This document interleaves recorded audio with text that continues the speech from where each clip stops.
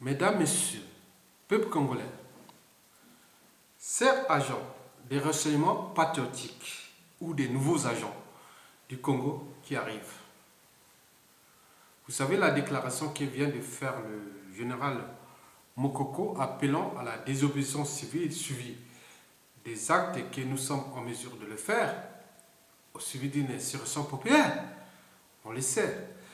La vie de Sassou Nguesso ne dépend plus de ses communautaires ou de ses donneurs d'ordre. Sassou Nguesso est au Congo-Brazzaville. Il avait divisé le Congo en nord et sud, mais la situation a changé. Tous les ennemis de Sassou sont maintenant du nord au sud et de l'est à l'ouest. Cela veut dire 90% de la population. Sassou, dans le Yokrasi ou à Pila ou à son palais présidentiel pétrolier, bon, il rencontre des Congolais du nord, du sud, de l'est, de l'ouest, des Makwa, des Kouyou, des Bimbe, des Yelikuba, des Bobi Taba, des Monjo, des Moy, des Bakukuya, des Lari, des Congo, des Tiangi, des Sundi, des Babebe, Makamba, Yombe, des Vili. Il y a plein, je ne peux pas citer les 67 tribus. Ça est au Congo. Donc la situation a changé. Je donne un message parce qu'il y a des gens, il y a des services aujourd'hui qui cherchent à neutraliser Sassou Nguesso. Vous savez, Sassou Nguesso, il ne vit plus à Brazzaville, hein, il est à Oyo. Donc quand il y a des petits trucs qui se déplacent à Oyo et Bouya en fonction de d'où, ou qui sort d'Oyo pour aller à son aéroport privé de Lombo. Bon, mais les gens connaissent maintenant, entouré de ces mercenaires, de ces agents, mais autour de tous ceux qui travaillent, 90% sont des Congolais. Donc, on ne sait pas quel agent peut le buter à tout instant. Mais non, il ne faut pas le buter. Sassou Nguesso doit être arrêté vif. Il ne faut pas le neutraliser. Même si les gens disent, si ça continue à bien faire, mais pourquoi pas? Non, il faut le garder en vie parce que nous avons besoin des informations de son passif et de l'histoire du Congo qui date dès 1968 à nos jours.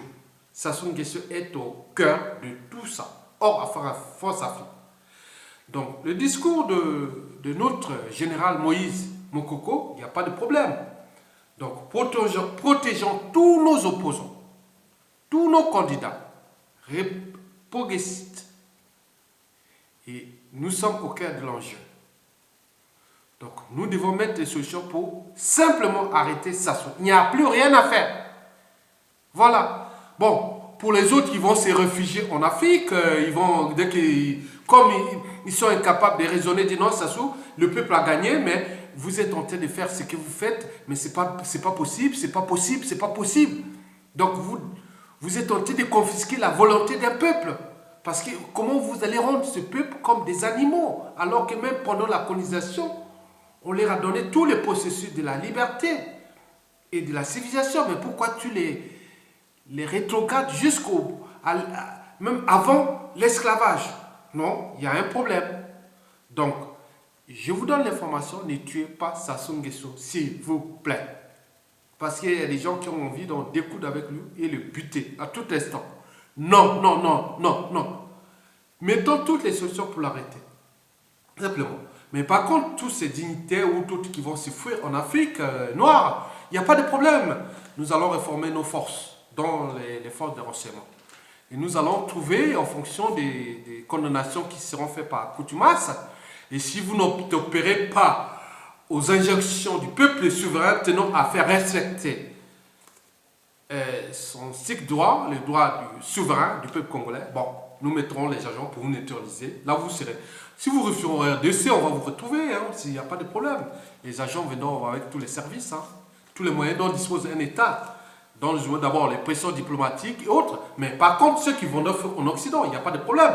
Il y aura d'abord les chasseurs de primes, puis les détectives privés et les pressions diplomatiques et d'autres moyens que nous pourrons utiliser, comme l'ont utilisé le sionisme pendant la fin de la Seconde Guerre mondiale jusqu'à nos jours. Donc, ces gens-là ne sont pas bons. Donc, il ne faut pas laisser libre cours à ces gens continuent à détruire des peuples et venir se réfugier ici. Non. D'où l'enjeu de réformer d'abord nos forces, notre économie et tout ce qui s'ouvre. Après, non, on ne peut pas vous donner tous les enjeux. Voilà. Le Congo n'est pas le désert. Le Congo, il y a des cerveaux qui vont arriver. Et nous allons réformer toutes ces forces d'action opérationnelles. Peuple souverain congolais, rentrez dans la dynamique de l'appel du général Mokoko. Nous sommes du nord au sud unis. Et nous allons construire une période de transition politique unitaire. Et construire ensemble avec ce général et qui, demain, qui ne dira pas que notre prochain président, d'abord de la période de transition, sera le général Mokoko pendant une période de travaux de 3, 4, 5 ans. Et après, on mène une démocratie et nous aurons, en mon âme et conscience, je veux que le prochain président du Congo, élu librement et démocratiquement, revienne d'abord un président du Sud, comme l'a été la démocratie pendant celle du professeur Pascal Lissouba. Nous devons être dans cette dynamique-là. Mokoko prend les têtes de la transition, on construit tout ensemble, sans amalgame, ensemble dans un but commun.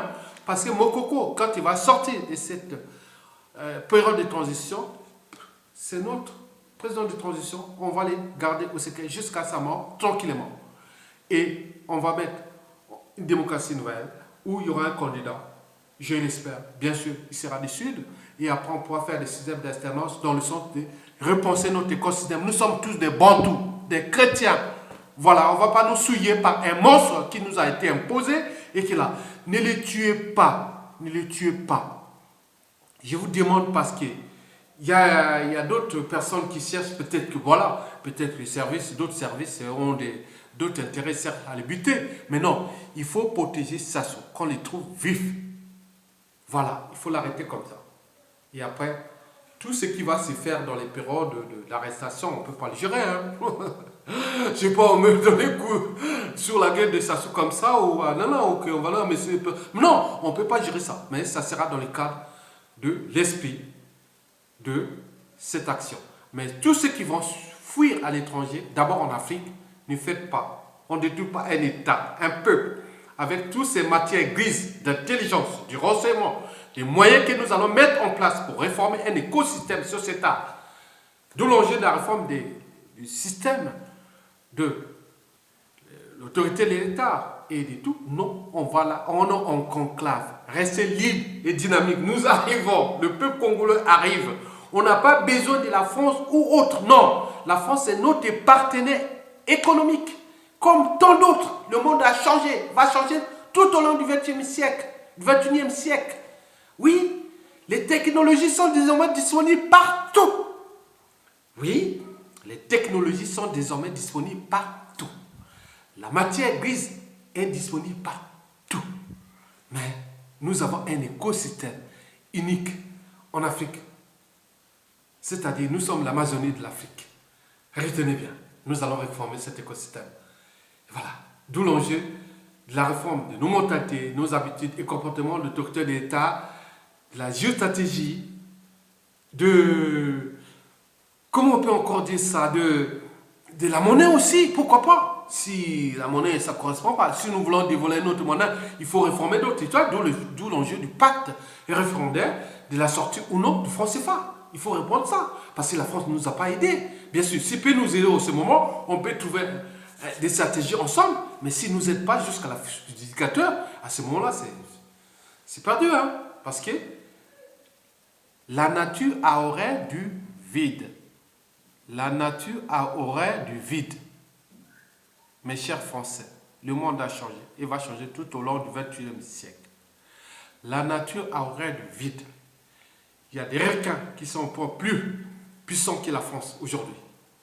Un État qui est déjà en faillite. Avec une dette abyssale au fond. Et plus, non. De l'enjeu de la réforme ou du renouvellement de la classe politique française. Il ne faut pas recycler ces mêmes. Bon, il dit non, mais c'est des amateurs. Non, je préfère être en face d'un amateur politique parce qu'il vient appliquer son programme et son projet de société et qui est un professionnel qui est là, qui renouvelle ces trucs-là depuis 30-40 ans. On les voit là. Il y a des mois, moi, parfois, moi, je suis déprimé. Pourquoi je n'ai pas pris la nationalité française? Hein? Pourquoi je n'ai pas pris la nationalité française? C'est à cause de cet écosystème. En 98, je ne voulais pas. Moi, j'ai dit non, mais c'est pas vrai. Voilà, je ne vous cache pas. Je suis étranger. Vous voyez, carte étranger. Marqué que j'ai ma vie privée avec les Français, j'ai des enfants qui vont voter français. Qui sont des Français.